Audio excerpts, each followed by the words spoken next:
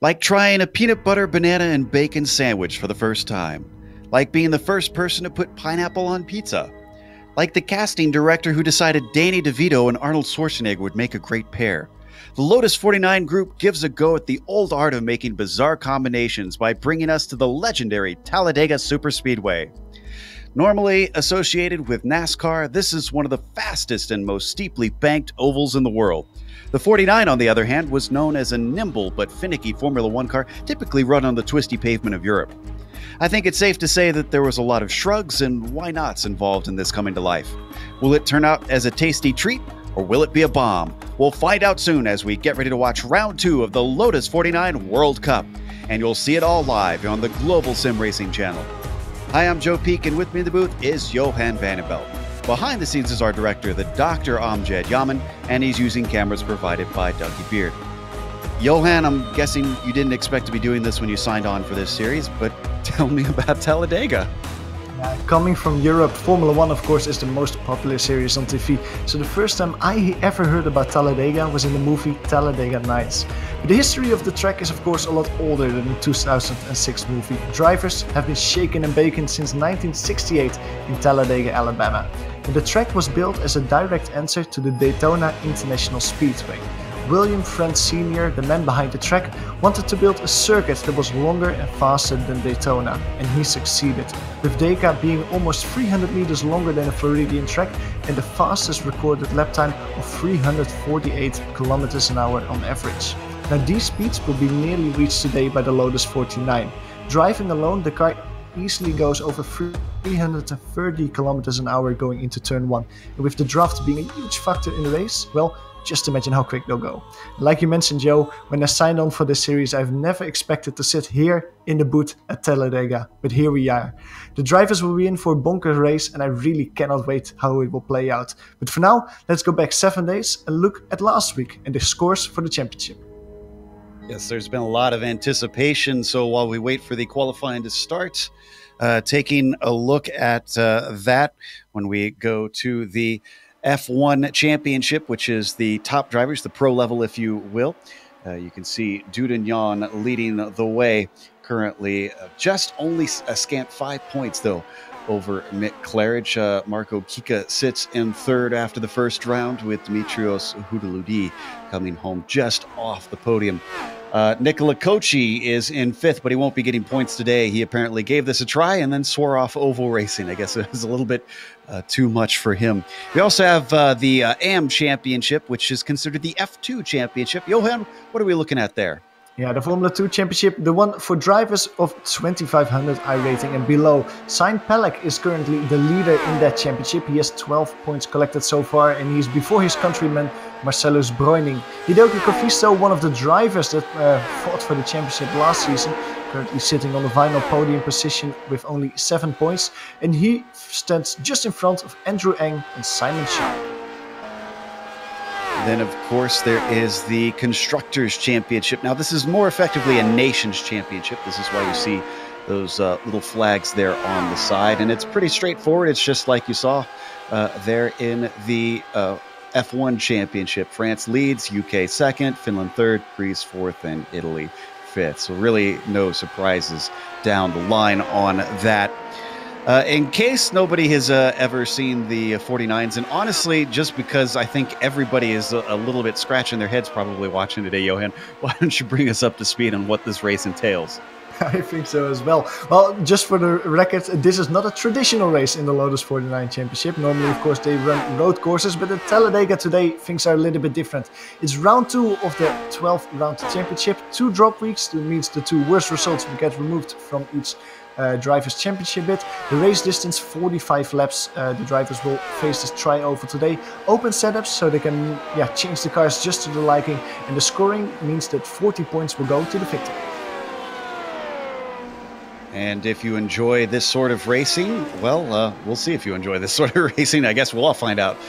Don't forget to head on over to the iRacing Esports Network, where they have all kinds of official racing, as well as private leagues hosted and broadcast by all the top broadcasters here on iRacing. Again, as the iRacing Esports Network, where you can catch the World Championship Series as well as many others. You can subscribe over there by hitting the big red subscribe button. Now, we are watching qualifying at the moment, and it looks like currently Michel Dudignon is leading the way with Mick Claridge in second. So really no changes there, but a name we like seeing jump over here is Riley Thompson, who has actually just been bumped to fourth because it looks like Dave Price has now jumped onto the front row. A lot of new names as well there, Johan. And the thing is, you see a lot of new names, and some of the names are foreign and alien for me so far. I'm almost thinking that these drivers are oval drivers that just for this race hopped into the Lotus 49 for this time around. But it's actually really cool to see that even despite all those new drivers joining in today, it's still the classic Lotus 49 drivers on top. You have Dudillon, you have Dave Price, Mick Claridge is in P3, Unhola in P5, Kika in P6. So it doesn't matter that these drivers are driving on oval and maybe not used to it that much, they're still fighting for their pole position. As we ride on board with Jamie Hall, you get a sense of how hair-raising this is on the nose through the tri-oval. He currently sits in 12th, and is that all of his laps? Yes, it is, and it looks like he does not improve, so 12th will be as good as he can do. There are cautions on today, so we will have some time to fill if we have any incidents. And however, if this is judged by your road license, so if you think any of these oval drivers will be coming in and dominating, well, these are the guys according to their road license, not their oval license. So they got to be good on both sides. Qualifying is over, so let's go through our starting grid. Michel Dudignon is going to be on the pole with Dave Price starting in second. Mick Claridge will be in row 2, starting in third with Riley Thompson next to him. Riley is a pretty good driver. I anticipate he'll be fine out there. Tommy Unhola, wow, great qualifying from him in 5th. I guess he's even better in oval than he is on road. Marco Kika starts in 6th with Sam Doby starting in 7th. 8th will be Michael Thompson with Daniel Gattuso in 9th, and Rob Olenek will be rounding out our top 10. Double one position, number 11 goes to Zachary Levay, one of the new drivers here, and he starts the race next to Jamie Hall. Row 7, Daniel Sadro starts on the inside, and on the outside of him starts Sean Wiltshire. Neil Kemp, one of the drivers there, number 9, out there today. He starts on the inside of row 8, and next to him in P16, Ian Haycox starts the race P16. Ovid Trenggerate, that's a driver that we normally see a little bit further up front. Difficulties here at Talladega for him. He starts the race in P17. Benjamin Soko, he complained after qualifying that he hit the wall in his second lap, invalidated his lap time just before the start finish line, so he has to settle for P18 in the end. The last row, the second to last row, row number 10, Dave Cameron in 19th position and Gary Teal in 20th. And the last driver out there today, Brandon Philippe in 21st.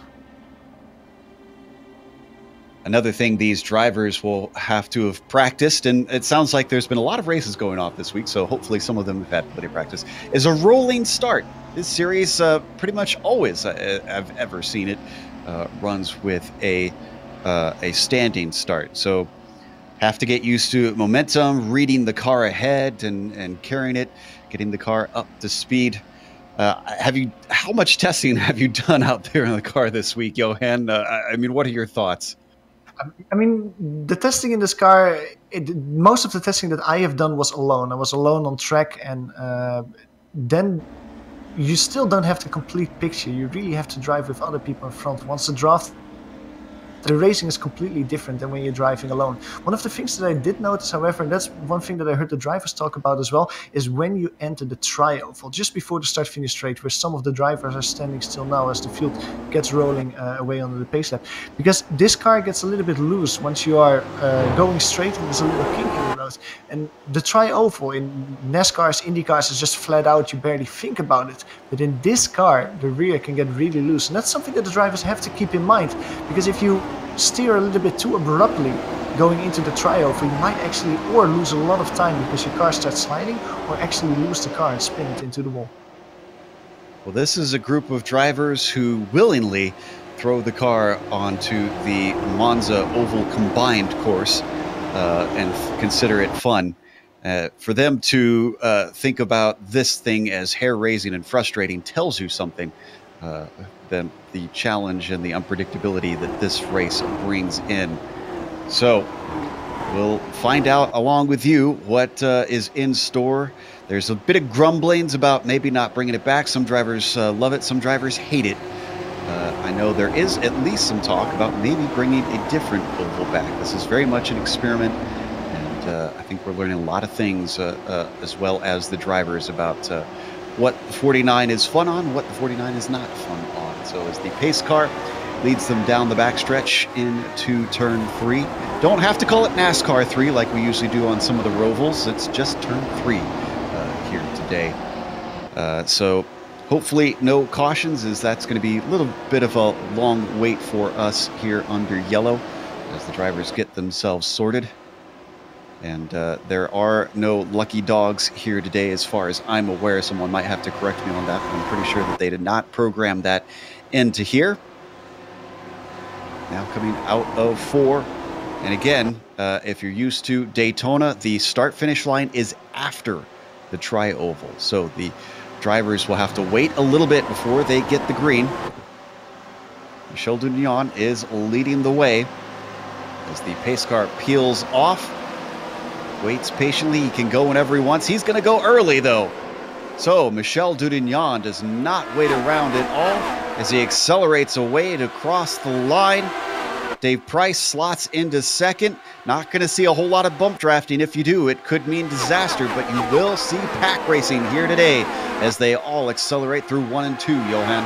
Very good start from the Frenchman, and he really caught out a lot of people behind him, especially Michael Thomas, Rob Olenek, and the people behind him. That's around P8. You can see immediately a 7-car group starting to form up front. The rest of them a little bit behind, but as you said, it is going to be drafty today. You can see that Rob Olenek and Michael Thomas are immediately pushing themselves up to the lead pack and have found connection once again with them. This is going to be a little difficult for us to identify people because they've switched a lot of paints around. If you're seeing some unique ones and some that are slightly familiar, that's because they've mimicked the, I believe it was 1966 Indianapolis 500 paint schemes on a lot of the cars. So very cool thing done by Simon Shaw. A huge thank you to him as they now start to look actually a little bit more like they do on NASCAR. A lot of 2 wide racing, 2 lines going, except nobody dares hook up in this car. A little bit of 3 wide thinking there back in the back. Looks like that is the car of, is that Wiltshire, I think, trying to split the middle? Zachary LeFay, that's the car number 8. It's a wrong gear setting or something, because it seems like he's not as quick as his rivals on the straight. People overtaking him on the outside while he keeps hugging the inside. Back of the field, it's Dave Cameron. He seems to have lost a little bit of connection to the rest of the field. Well, they're holding 3 wide pretty well at this point. Down there in the 3rd row. Up on the high side, I think that is Sam Doby that we're looking at in the number 7. Yeah, exactly. Sam Doby doesn't have any drafting buddy. But the moment is not hurting him that much. He's around as quick as the people side by side with him. So even though he is alone on the outside line, he's not dropping back so far. And this is kind of what we expected and hoped for a little bit for the first couple laps. The drivers were talking about the first few laps were pretty boring. It tends to come down to the very end on anybody making risky moves. It's just kind of waiting patiently and positioning yourself here. Exactly true. It is almost like a how do you call it? A survival race to the last 5 laps, and that's the point that you have to make the overtakes and grab the podium position and the victory if you're able to. Riley Thompson trying to use some momentum on the high side. Oh, and he clips the wall. He's going to go backwards. Are we going to get a caution? He's rolling over. Our first caution of the day. Those wheels just caught the wall, and there was no saving it. There are no spare cars. I'm thinking the number 14 has his day done. A very close one. He was really close to taking out several people in the field. Good job from Riley to keep it close to the wall, not taking anyone out so far. Now, yeah, luckily, just bounce over another car, I see. Yeah, I'm trying to get a good onboard view. Looks like Daniel Sadro, went underneath him. We're going to watch onboard Thompson first. Yeah, that you could see he was just basically a passenger as soon as he clipped the concrete. Everybody kept calm in the situation. Well, they looked calm anyways. I can't attest on if they kept calm. We go on board with Daniel Seder. Now, I think that Daniel Seder wasn't completely calm when he saw the car of Thompson bounce over his head there. And before this, we saw the onboard of Riley Thompson clipping the wall. Just in front of him, Michel Doudillon went from the inside line all the way to the outside line. And that might have given him a little bit of an arrow push, Riley Thompson, and that might have forced him into the wall. I'm pretty sure they have single file restarts. If they do 2 wide restarts, oh boy. So your order now here on the first caution: Doudillon leads Price, leads Claridge, leads Unahola, leads Olenek, and that's your top 5. You're going to have a little bit of a wait for the pace car to lead around. Now, we don't expect any pit stops for cars. We don't really see any advantage to coming in. These tires are pretty solid here in this car. I heard someone say that maybe they go off a little bit, but I hadn't actually gotten out there myself. Did you do enough laps to really find out if the tires overheat, or is that just a non-issue? I mean, in the laps that I didn't have any trouble with overheating. And I think that at moments like this, when you're under a pace car, the tires will cool down a little bit. That will help a lot as well. I think that as long as the yellow keeps out, I think most of the drivers won't worry too much about the tires overheating. And it's more of just staying clean, making sure you don't make any mistakes, and bring it to the finish. And I think we're getting some information. It is double file lapped at the back, which lapped won't be an issue on this one. All right, so we're going to have double file restarts. Another new area that the oval drivers or non-oval drivers in this league might have to learn how to do. We're only at lap 6 out of 45 today. This is a lapped race and not a timed race. They're running it today. Just a quick mention, now we're on the yellow. I just want to point out 2 drivers that have had a very good race so far. Rob Olenek, who's currently in P5, he started in P10. So it's a good run from Rob so far, making him 5 positions, staying out of problems, and just slithering his way forward. But the driver behind him, he's, I think, the hard charger at the moment, Sean Wilshire, making up 8 positions so far, from P14 to P6. Great race from Sean so far, and man, that's maybe one of the drivers we can keep our eye on. To see how far he can go in this race. Now let's take a look at a few of those liveries since we got a chance to give you an idea. And again, these are all based on real paint schemes that real drivers had. With Michel Doudillon, he has the Valvoline 2 Huffaker Offie, and that was driven by Eddie Johnson, his car. Now, unfortunately, they can't take the actual numbers that these cars had, but it was the number 54 originally. Doudillon running the number 1 today. Let's see if we could take a look at Mick Claridge's car, the Vita Fresh Orange Juice Huffaker Offie. A lot of these are going to be Offenhauser cars. That was a very popular engine used, and this was Bobby Unser, the Unser family, of course, a favorite of mine. Al being one of the drivers, one of the very few drivers, only 3 of them have ever won 4 Indianapolis 500s. Another driver driving with a new livery. I think Daniel Cedro was planning to drive one as well. He's currently in P15. This is used to be the number 31, the All-American Races Eagle Ford, driven by Dan Gurney. Now, that's one of the Formula 1 drivers that I think actually drove the Lotus. I don't know if he did the 49, but it's at least from that that period. Gurney drove the Eagle Westlake, actually. Okay. Yes, Thank you. The first American car driven by an American driver to win in a Formula 1 race. It's very popular over here in the States for Formula 1 fans. I think any American Formula 1 fan, if you ask them about the most beautiful Formula 1 car, a lot of them will immediately go to that Eagle Westlake. Yeah. I think, is Gattuso with us today? Yes, he is. He is running the Sheraton Thompson Coyote Ford. George Snyder ran that car at Indianapolis. And appropriately, as a lot of Indy cars have had, red, white, and blue. A lot of patriotic cars. Even today, you'll get a lot of those colors in the IndyCar series. Although that one looks a little bit martini colored, like the current Williams Formula One. It's not That's a good way to think of it, yeah. All right, we are double file, so it's time to go racing once again, to stop admiring pretty cars. We're on the backstretch, getting ready to go racing once again. And again, we are going to try and restart double file. That is... I can tell you that it takes a little bit of knowledge, especially from the front row driver on the outside. That is going to be very difficult here for Dave Price, Johan. I don't know how much oval racing you've done, but from my experience, at least if you've got a single monitor, it is very difficult to tell when the leader goes. Yeah, I've not done a lot of oval racing, and when I do oval racing, I'm never restarting in the front row. So luckily, I never have to worry about that. But it is really difficult. We've done this in other races as well. It's so difficult to see when the driver next to you is starting his race. And you don't have a car in front of you to look out as well. I hope for Dave Price that maybe he's running a virtual reality headset, or he has a button map so you can look to the left. Otherwise, he really has to make a guess on when Michel de Dion is putting the throttle back on. Pace car is in, and Dudignon is off. Price is decent.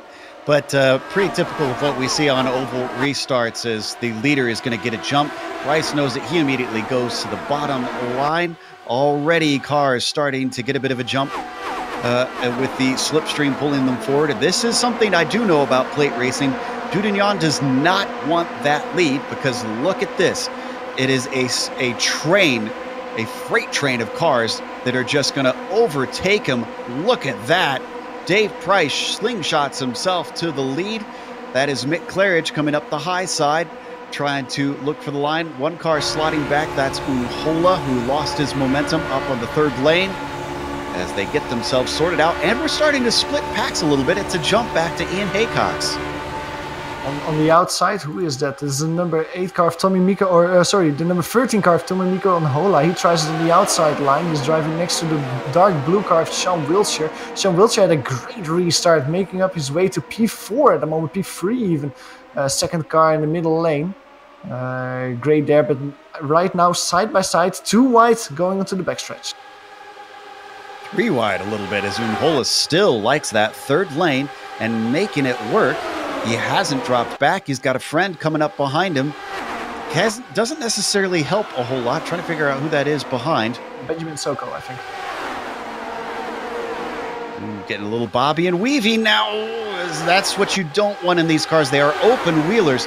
So unlike the stock cars, the NASCAR cars that typically run out here, you really don't want to be wobbling around, because side-to-side contact is very, very bad news in these machines. Oh man, it's so easy to hook up tires and just send not only yourself but also your other drivers towards the wall. It's really close to the wall there. The red car on the outside, there was Michael Thomas always hitting the wall during the exit of turn 1.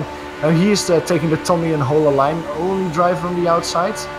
Tries to come back to the middle lane in the middle of the corner. Looked once, and the second time it worked. Look at this, beautifully side by side, 4, 5, 6 lines thick. Yep, and I mentioned that the pack splitting, well, that didn't last long. One thing that the drivers were chatting about as well in the forum is that the draft is absolutely enormous in these cars. 2 seconds back is what I was told. Insane. There's only one driver that's currently not in the draft. That's Brandon Philippe. He's currently driving a P20, and I think he's a little bit too far behind Zachary Lefay to enjoy the draft. But as you say, 19 drivers in this lead pack.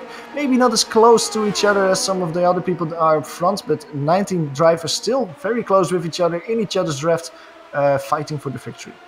Michael Thompson was the one on the high side that we saw. Still up there. He could duck down into the row if he wanted. Hope everybody's got their spotters on for this one. He's got a head of steam coming up around the outside on the tri-oval. Still 3 wide in that third row, but it looks like he stalls out a little bit there. Just going 3 wide through the tri-oval, we were talking about it earlier, the car gets loose there. And imagine going 340, 350 kilometers an hour while going loose with 2 cars next to you. It's insane that Michael Thomas opts to, or at least have the courage to keep his car there on the outside. but it's working for him so far because he's not dropping back, and it looks like he's actually edging a little bit closer to P3 and P4. Bit of a moment, big lift back there for, I think that was Sam Doby, who someone in front of him had to check up because they bobbled a bit on the yellow line at the bottom. Oh, it's starting to get hairy now. That's Ben Zocco up on the high side there trying to come forward, see if he can get a run going, but it stalls out on the second row. Michael Thomas getting really close there. There was Marco Kika who he almost collected with. Ooh, Jamie Hall as well with Benjamin Zocco. They get pushed. Jamie Hall's around and Kika. Big wreck. Unhola on his lid. Looks like Kika taking a tumble, and Jamie Hall takes the low side. He might be able to continue, but 2 cars definitely out. It all started to look like with Jamie Hall. He got incredibly close in turn 1. Look at the green car. Yeah, look at the car. Once he came really close to Benjamin Zocco, and the second time he just spun to the inside, and then he collected several drivers, including Marco Kika, who went for a wild roller coaster ride there. I think it's safe to say there are no small accidents with this this combination. Going on board here with Jamie Hall. Just once that car starts sliding there in turn 1, there's not a lot you can do anymore. He came oh so close to that inside wall from that onboard. I didn't realize how close he was. Very lucky. Yeah, he got away with it, I think. Yeah, I'm actually looking on board and just behind him. Does he have any damage? Might be that his suspension got a little knock, but it seems like he's not going into the pits. It seems like he can continue.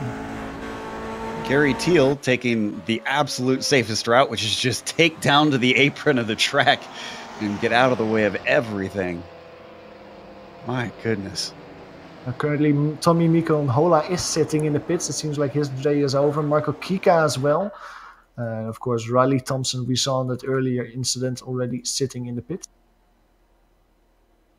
So 3 out of our 21 starters probably DNF'd for now.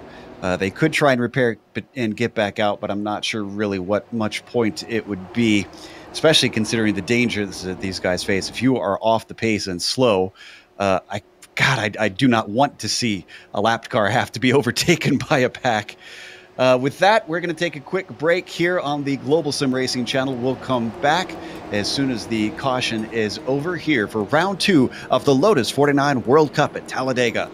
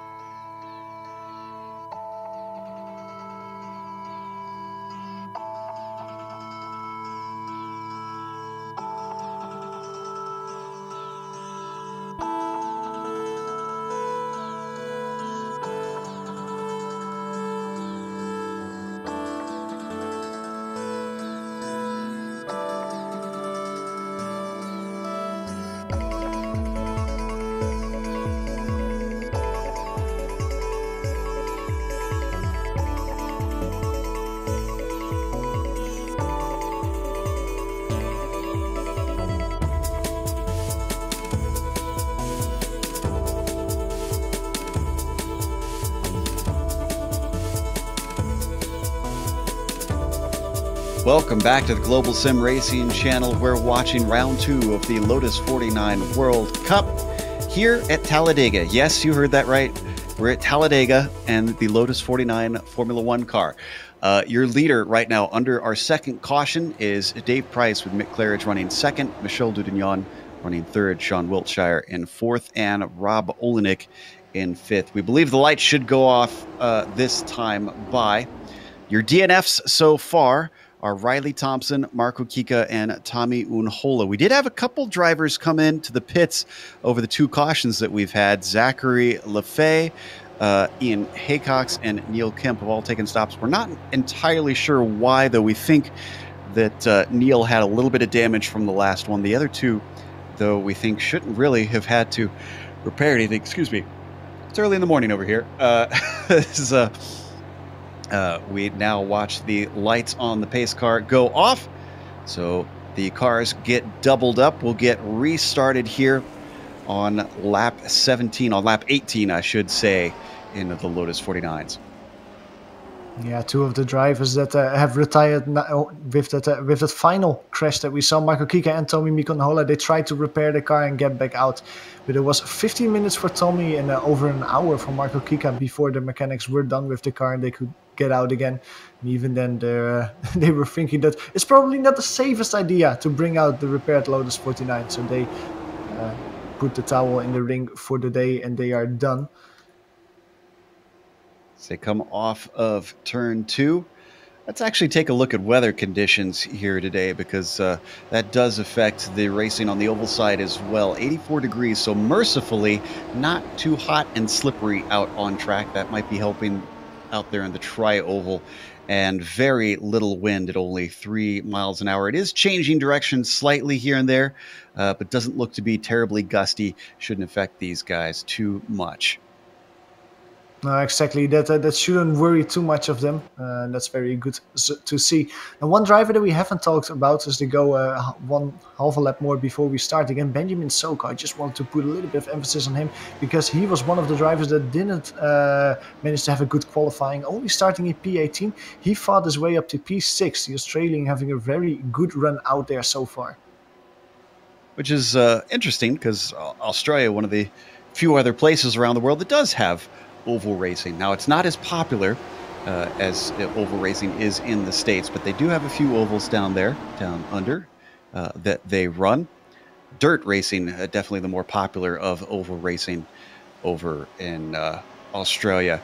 So, as we watch the Mustang pace car peel its way into the pit lane for the 3rd time today, Dave Price has control of the field. Last time he was on the outside of the front row. This time he's on the inside. Let's see how long he holds it for. He's checking the field up, making them wait. Now he goes almost out of the tri-oval as the green flag waves. Oh, but a horrible start. He's getting swallowed up already. Did he miss a shift or something? Oh, that must have been because he gets completely bogged down. And look at that in the middle. Michel Dudignon threading the needle immediately, storming towards P1. The car in the middle, that's Sean Wiltshire once again immediately pressing for the lead at the restart. Mick Claridge falling back completely, currently in P5. Benjamin Soko having a good restart so far in the middle, basically storming towards the front with Sean Wiltshire. Wiltshire, your new leader after a botched restart there from Dave Price. He stops the bleeding at 2nd place. Still 3 wide back there with Zoko in the sucker hole. Oh, and this is bad. Oh, Dudignon in the wall. Are they going to stay forward? Zoko's trying to catch it. We're staying green for now. Oh, he catches another car, and that's going to be a caution. No caution? No caution? That was Daniel Sadro that got into him. No yellow flag there as we go to a caution of that. Yeah, look at that. Shame to see because there's several front runners taken out. It's number 1, Dudignon on the outside. Gets collected or collects Benjamin Soko here. Watch on board Dudignon. If you're wondering why there's no caution, well, essentially iRacing has it to detect whether cars are coming. If there's no cars immediately coming up upon the wreck, even if it's on the racing line, it stays green. So that took out a number of front runners. Your new order up at the front is Price, Thomas, Wiltshire, Claridge, Gattuso, and Olenek. Some Dobie in there as well. Several new names making their way to the front, but look at the top 5, extremely close. Like they learned nothing about the track 1 lap ago. Yeah, I was kind of wondering. There was a lot of cars dancing around on that restart, and that made me nervous. Daniele Gattuso, this is the first time we've seen the Italian up front. Currently in P6 on the outside line, losing quite a bit there. Gets immediately overtaken by that's the 7 of Sam Dobie and the 17 of Dave Cameron. The Italian, yeah, finally making a little bit of moves towards the front, fighting for the podium position. Oof, that car in the middle on the second row there. Not sure who that was that bobbed up to the outside, but it certainly gave Mick Claridge a bit of a scare. Or actually, no, that was Mick Claridge. It was Michael Thompson that he gave a scare. It seems like Sean Wiltshire. This is something that I've read the drivers talk about on the forums as well, that the inside line is really the best line for these cars to be in. It's very difficult to overtake and make a move stick on the outside. Sean Wiltshire at least trying that at the moment, even though Dave Price has a little bit more momentum now in the corner. Sean Wiltshire is just able to overtake that, and especially here in the tri-oval, he will just edge closer and get the P1 position back. A car that gained a lot of speed because he found a gap is something you don't see often here at Talladega. A Honda. Ove Trangrade has now moved himself up to the front pack, waiting patiently there in the third row. That's also a driver we haven't seen near the front today. The Norwegian that usually is fighting for the victory. He had a horrible qualifying position. Started all the way in P17, but currently in P6. And yeah, really fighting for that victory that he's used to. Look at that, still got cars going 3 wide back there. These are brave drivers here at the front. Up at the top, that is still the car of Wiltshire leading the way in the Eagle livery. Dave Price tries to come around the outside, gets a little bit of a nose ahead. Ooh, that was Mick Claridge with a run, yeah. Yeah, he tried. He was completely cut off there, but Dave Price, Dave was having none of that. Cut the English driver off. Ooh, Michael Thomas getting really close there to Mick Claridge. Almost hooked the tires.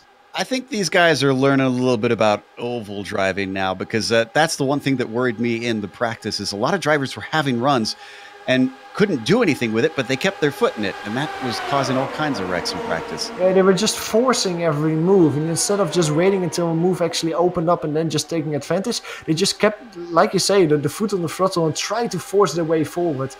And it seems like the drivers have learned a little bit from that. Now looking at the field, Joe, it almost seems like Wiltshire, Dave Price and Michael Thomas have this top 3 basically a little bit locked down. They just have each of them has a line and there's no one getting really past them. No one actually wanting to make it full wide. On the oval side, we call that give and take. And this is what the drivers are trying to do today. Way up on that high side, Michael Thompson really, really wants the long way around to work to give him the lead, but it's going to go to Price momentarily.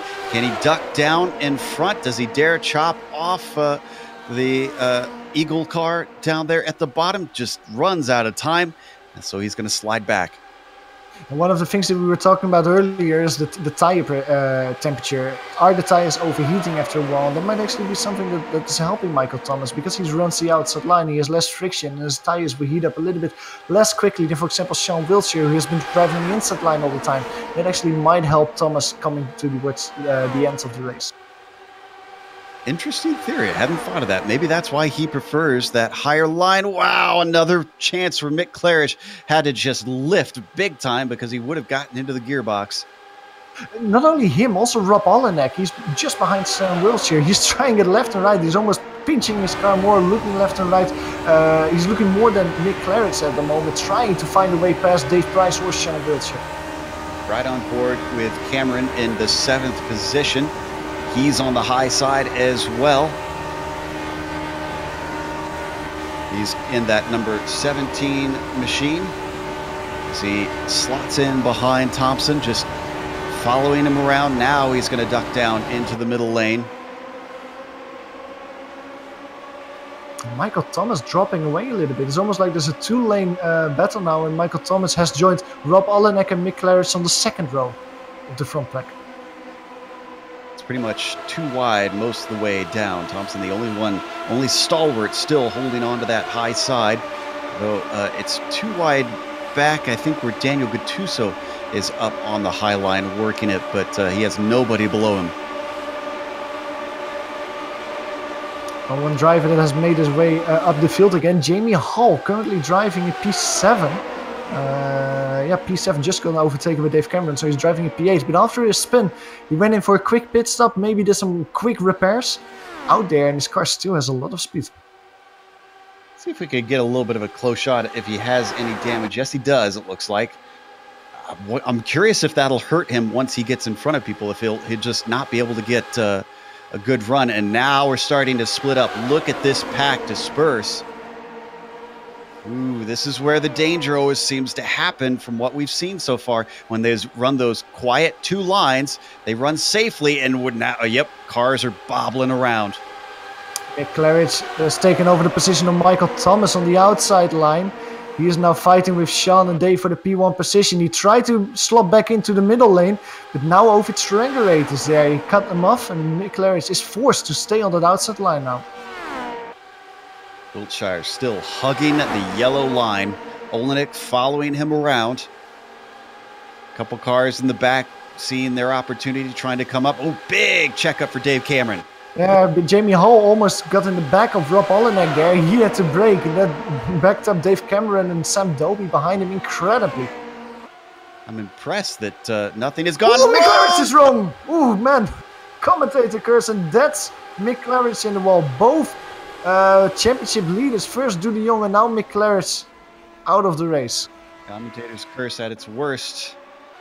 I was just saying, I'm impressed with all the risky moves that were being made, and unfortunately it was Mick Claridge actually clipping the tire of the car in front of him, just estimating wrong the distance to the car ahead. Yeah, he just Ovid Stranglerate went to the outside a little bit, but I think that Mick Claridge just went to the inside a little bit too much and hit the right rear tire of the Norwegian and sent himself into the wall.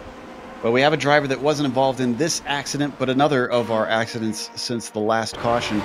Ben Zocco is going to join us as we watch Gary Teal's view of this incident. Ben, welcome to the booth. Unfortunately, a little bit premature here on our oval race with the Lotus 49. What was your view on that incident that happened with you coming to the tri-oval? Looks like Rob just got a bit of understeer and just came up. He did apologise on the radio, so it's no... certainly not on purpose. No one would do that on purpose. Certainly not Rob.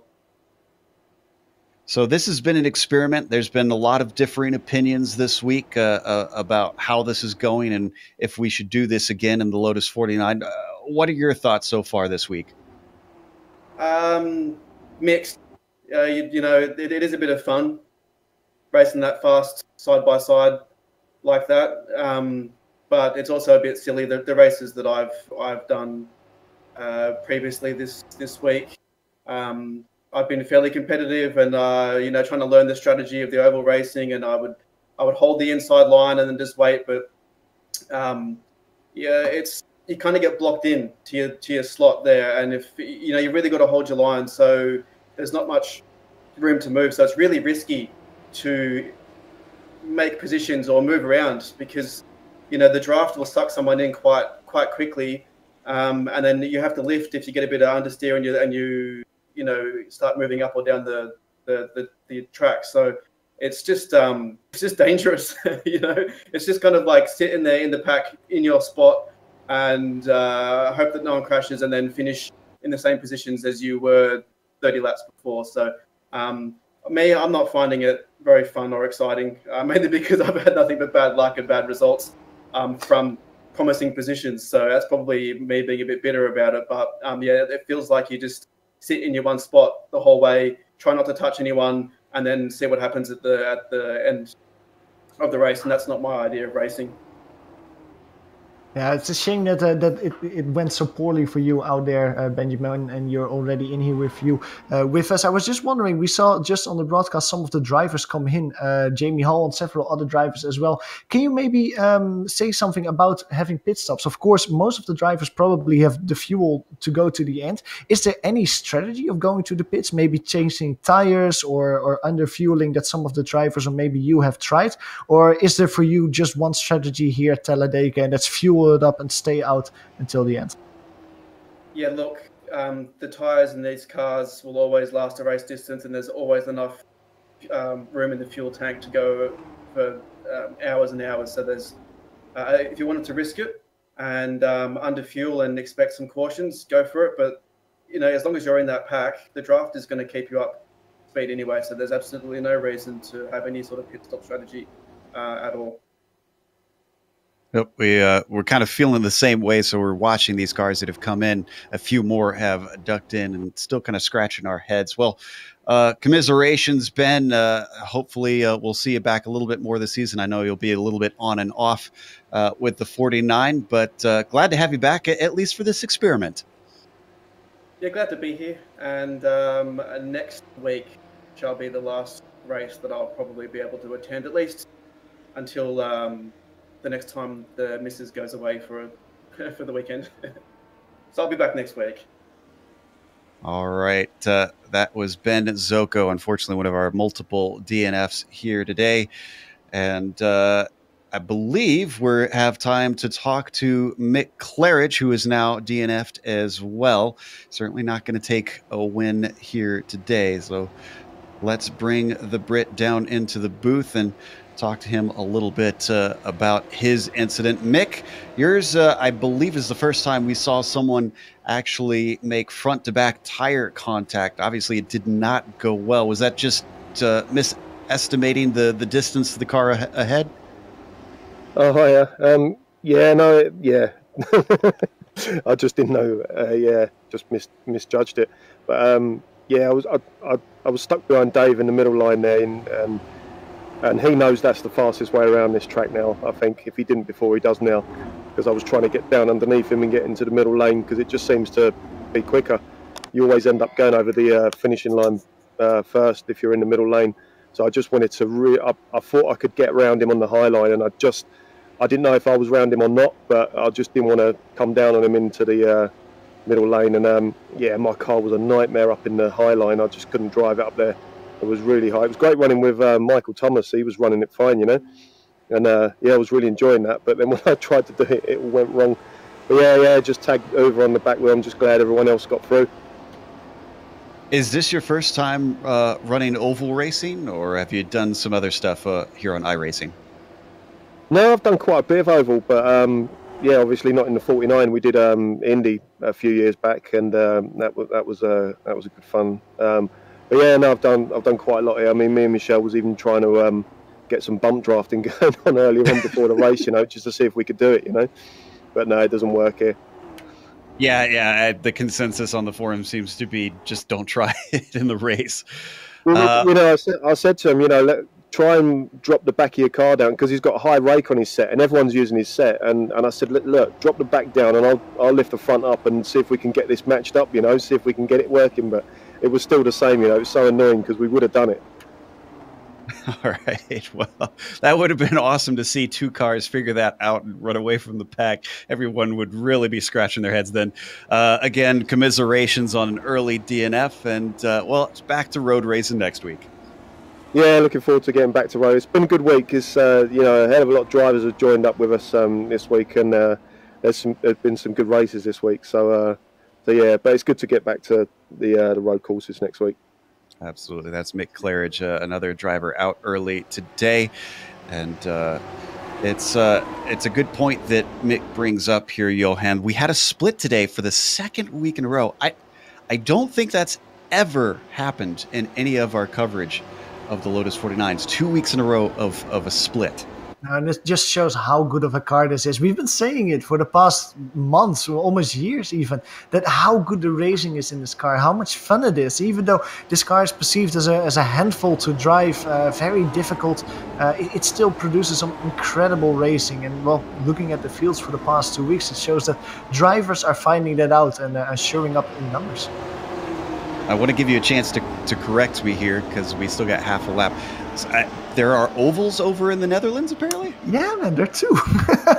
I mean, you have the Euro NASCAR Championship, which isn't as big as, of course, the American NASCAR Championship, but they drive in the Netherlands, in Germany, in England, in several countries. And you actually have a European NASCAR Championship here.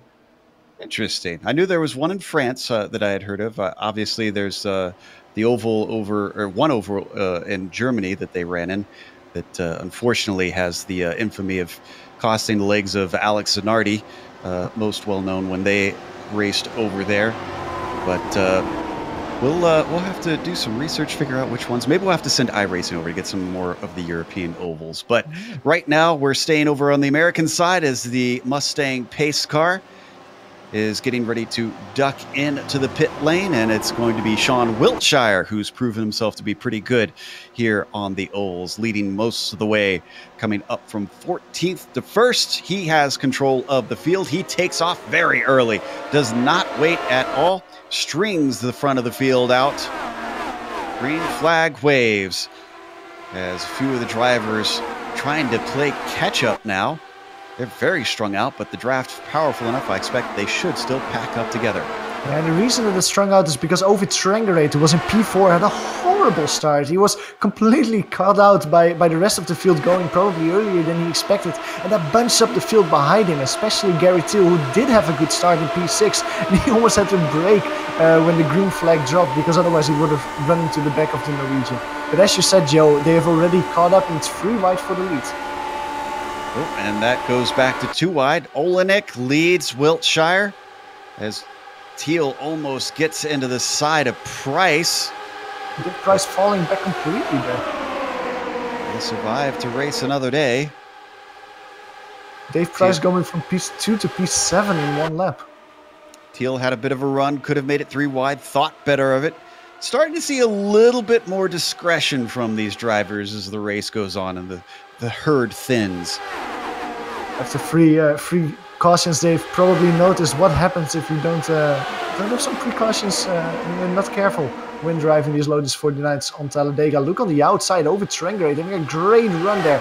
And on the inside, there's just less track that you have to cover, and you can immediately see that Rob Olenek and Sam Wiltshire, and they didn't have the momentum, but they have less track to cover, and they can immediately shoot by the Norwegian. I'm glad I get to say this for once in my career, but for a brief while, a Honda led at Talladega. So, coming up on the high side once again, he's got that momentum. He's trying to make it work. We've seen in portions of this race, and I think that's the interesting thing here, is that the drivers trying different things, Johan, are kind of almost collecting information for the final laps here. Exactly, it's learning while racing, and you can see that drivers that were in the back maybe at the beginning of the race are now finally moving their way forward, finally showing what they're able to. And one of the drivers that I think is doing a tremendous job as he got really closer to Sam Doobie is Jamie Hall. For several times he has gone, for the last 2 cautions, he has gone to the pits under yellow. Both times he had to start the restart from one of the final positions, and once again he has fought his way forward, now currently sitting in P5. Tremendous job from Jamie Hall, who's really showing that he knows how to drive at Talladega.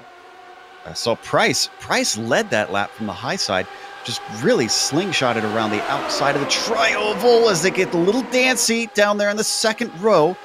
And that's what I'm talking about, of collecting information. If Price knows he can carry the speed to the line, doesn't matter if he's behind on the back half of the track, it matters on the last lap if you're ahead at the line. Yeah, and that's almost what Mick just said. Like, if the drivers start to figure out now, Mick said that the middle line was the best. Do drivers know that? Are they actually looking at their information in car to see, hey, this lap the person on the outside is first, this lap is the person in the middle, and maybe start to collect that kind of information to really prepare themselves? Because last time around, just now, Rob Olenek was the one leading on the inside line. Seems like it's switching a little bit. But curiously enough, Sean Wiltshire, who's driving in the middle lane, isn't leading when they go over start-finish line while driving on the middle line, which McLaren said was the quicker one. And we should point out that this can end under caution. There is no green-white checkers to make sure that this race will end under green. And as we come to the line this time, it's going to be 8 laps to go. The point of no return will be 5 laps to go. That will mean they end under yellow if they have a caution. Jamie Hall snooped forward in front of Dave Price, trying the outside line, but he chooses immediately to back in the middle line. Didn't have the momentum to really make it work. Dave Price moves outside again, tries to make the outside line work, but look at him fall back over Trangerator, stuck behind him, Gary Thiel. And I think Dave Cameron is that, winning a lot of places on the inside and middle lane. Price with a head of steam. He's going to come up the high side, see if he can get to the front once again. He really likes this maneuver. Coming into 3, they fan out multiple rows of 3. Actually, I don't even know if could call them rows anymore. Drivers are just jockeying for position, disregarding any sort of organization out there. This is when it gets risky as they get so close to Jimmy someone gets hooked. Oh, Jimmy Hill collects Gary Thiel. Oh, that's another driver there. 3 drivers they collected in that as well. Brandon Philippe. Yeah, Thomas. Michael Thomas. Let's take a look at the replay. Zachary Lefay got hit as well. So that was Thomas and Hall that initially made the contact. Gary Thiel got collected by Hall as he zipped back up the track. Yeah, going on board with Thiel there. Thiel was just one of the unlucky drivers that just got collected there. Not a lot Gary could have done. Same with Gattuso behind him. Just saw cars spinning and they piled in front of him. He had no place to go. Poor Gary Thiel going for a tumble. We're going to get an onboard here with Gattuso. And then we're going to check LeVay's point of view. Did LeVay make it through? He did make it through, but I think that he made contact twice. All right, let's see what the New Yorker saw. Cars spinning in front of him. That's like 3 cars within just a few millimeters of him. Oof. Maybe they're not coming in for tires. Maybe drivers are coming in for spare pants. Well, Jamie Hall is apologizing in the chat that he was to blame for that last incident. And just after we said that he was doing such a good job, because he was doing a good job until that point, just fighting his way forward every single time, making sure that he could continue battling for the lead. And well, this time around, he looped it and he cannot continue. Well, that was a much bigger chunk of attrition. That means Thomas, Gattuso, Hall, Thiel all joined the DNFs, which are also Claridge, Dudignon, Zoko, Unhola, Kika, and Thompson. We have a mere 11 cars left out of our 21 starters.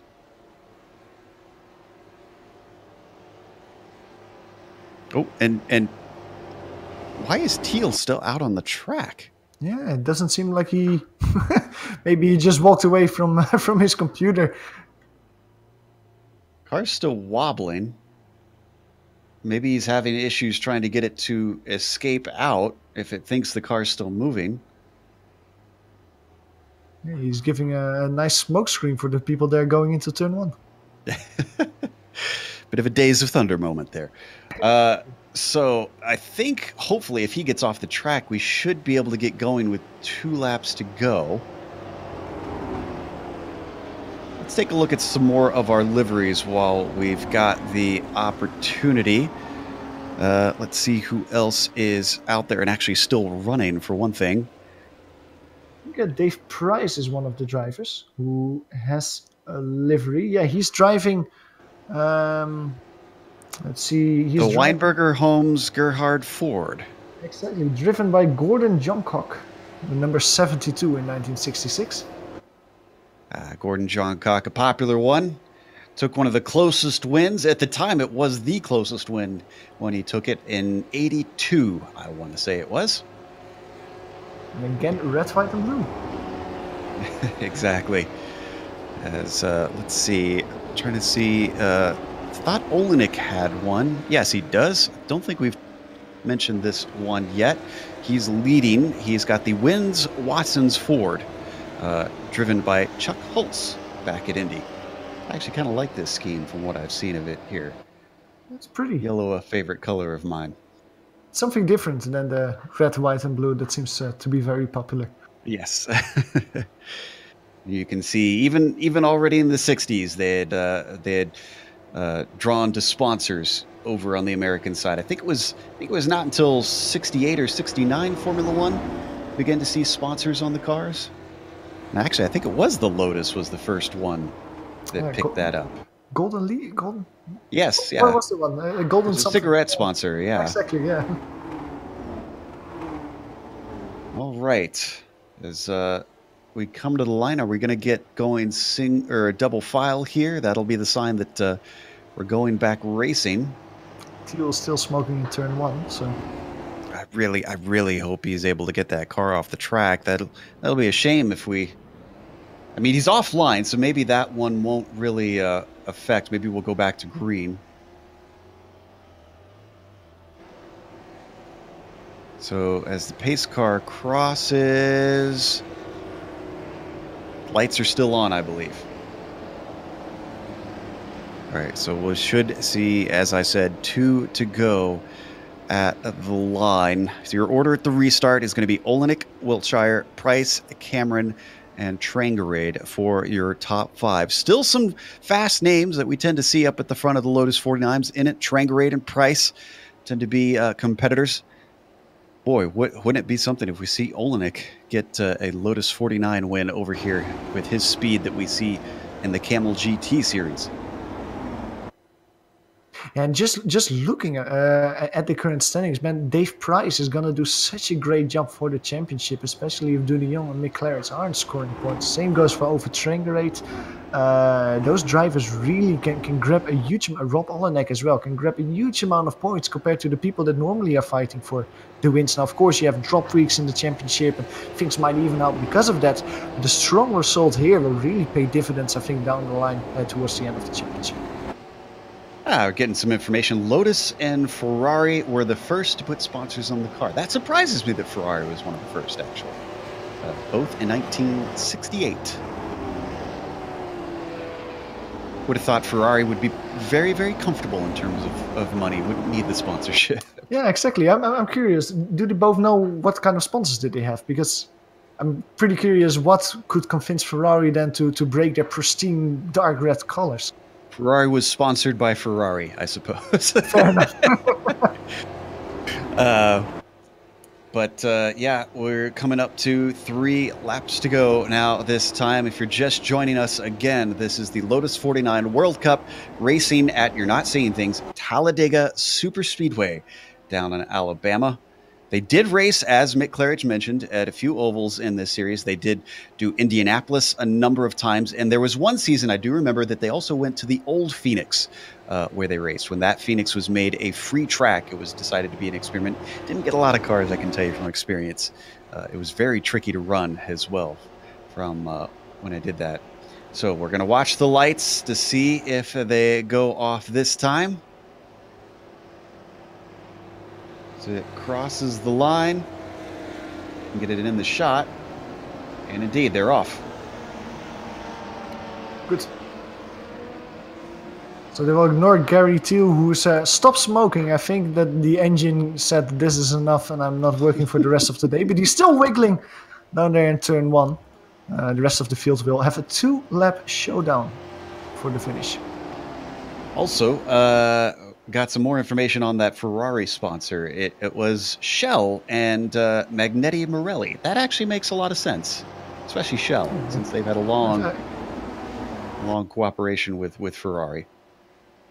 Yeah, exactly. I still remember. I think they still sponsor them, right? Yes, they do. Yeah, exactly. They work hand in hand with Ferrari to make their fuel. Actually, from what I understand, it's very specialized. Yeah, it's probably the longest sponsorship in Formula One then, between the two.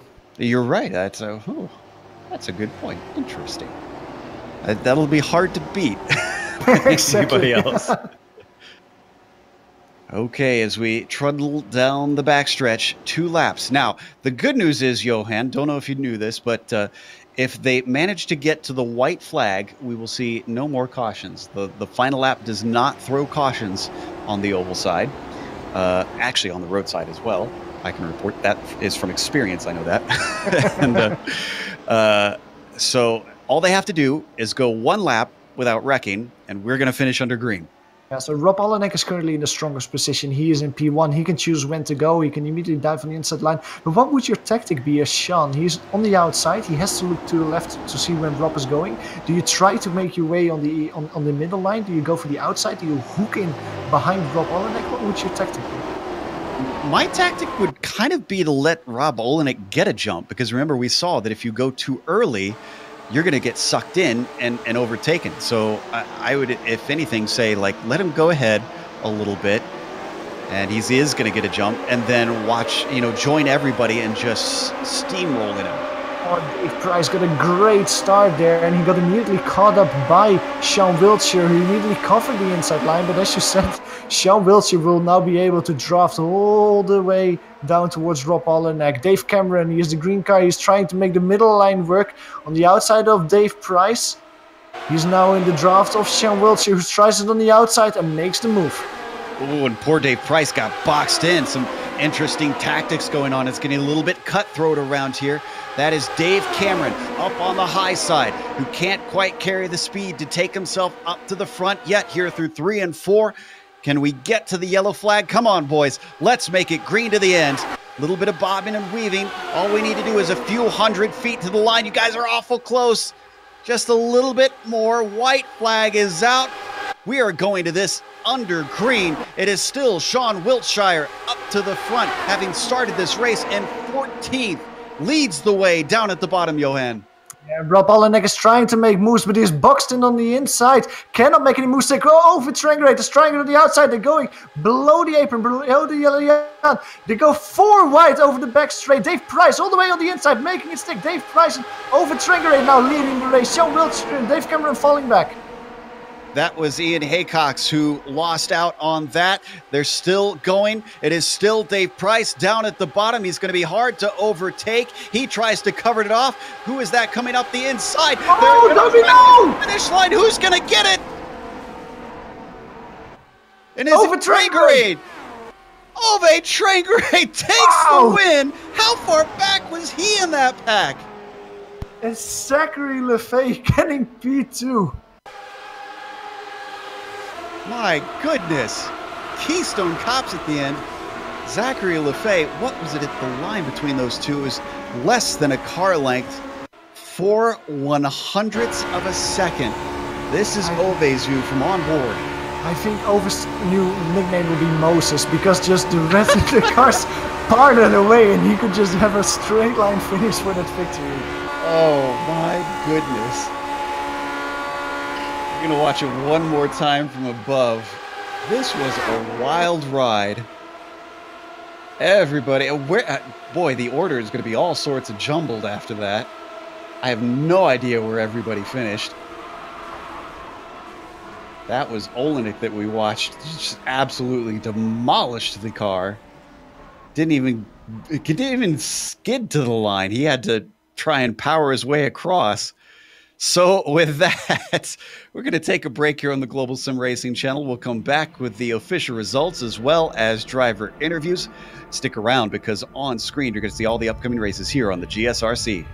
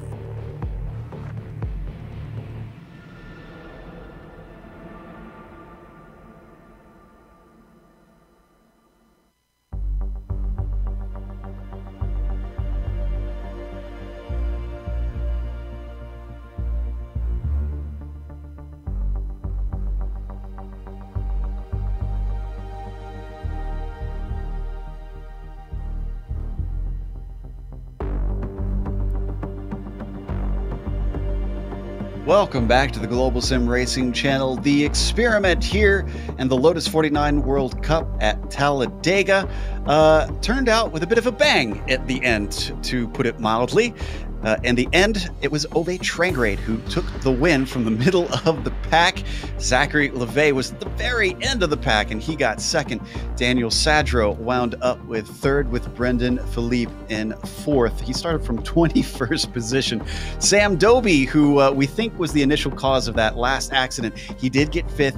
Dave Price was leading up until everybody started to run into one another. He did get sixth place, with Dave Cameron taking seventh. Sean Wiltshire led much of the race, but he is going to finish eighth. Rob Olenek in ninth, and Ian Haycox was a lap down because he wrecked before that big wreck in 10th.